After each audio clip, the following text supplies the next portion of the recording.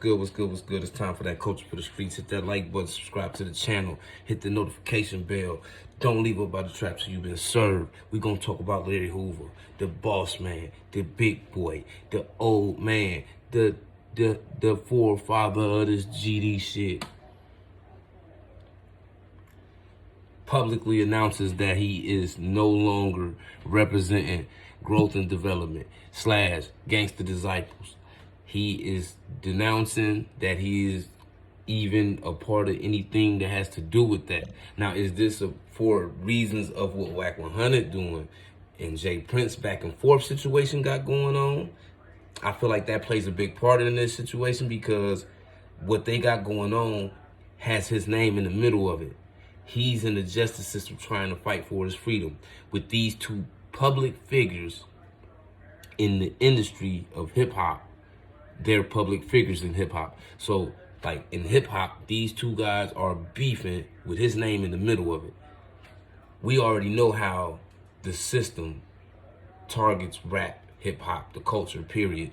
So for these two people, being Jay Prince and Whack 100, going back and forth over Jay Prince and his situation and what's going on with his name surrounded in the things that they are going back and forth about, I feel like this plays a little part in it because let's not forget that Jay Prince is a Gangster Disciple.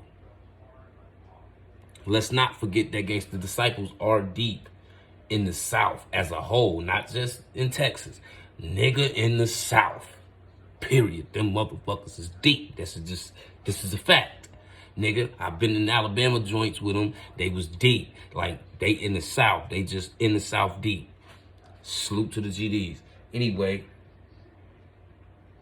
I feel like at this point, him being the godfather of that whole situation, the nation he created,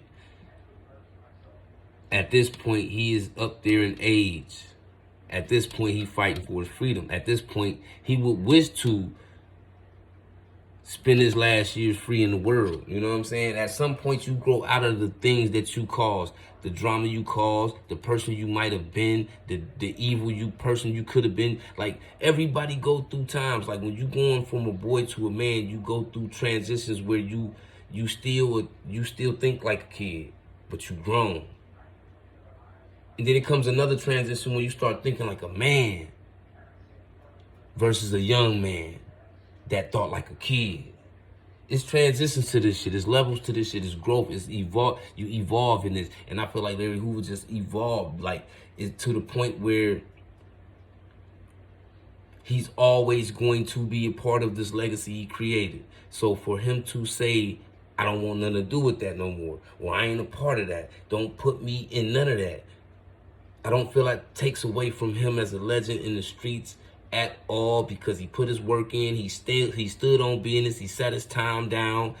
He's still in there, and he's still standing sturdy. He ain't doing no fuckery to try to get free or none of that.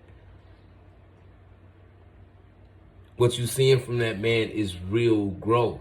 Like, he really was in the streets. It was really shit going on around him. He created something that turned out to be one of the most violent things in Chicago, that went and turned into a worldwide thing. This shit is spread across the states to the point where it's not even, I'm not gonna say out of his control, but I can't say it's directly in his control, because this shit is just like Bloods and Crips, where it spiraled so far out of control where even the people that started it have no control over it. You see what I'm saying? Like when Tukey and Raymond Washington started the Crips, by the time it spiraled out of control, they could do nothing about that.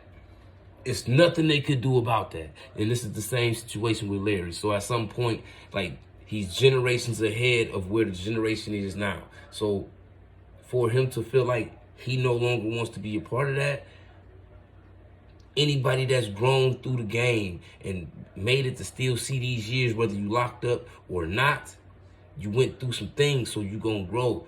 Your mind gonna grow. You gonna mature up top. Certain things you gonna have to let go sometimes. And this is a thing that's been hurting his life for 90% of his life, because he spent 48 years he's been in prison. 48, 49 years we talking about. So to do that much time, he done almost knocked out a half a century. You see what I'm saying? So can't nobody discredit this man for not wanting to belong to something that he created, for not wanting to represent something that he created, because it got so much negativity behind it.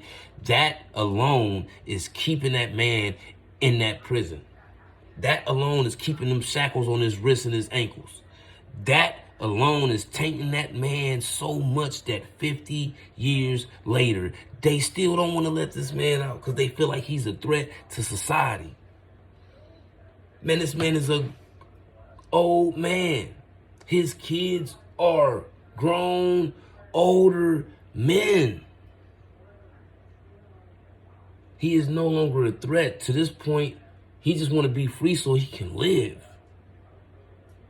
without being confined.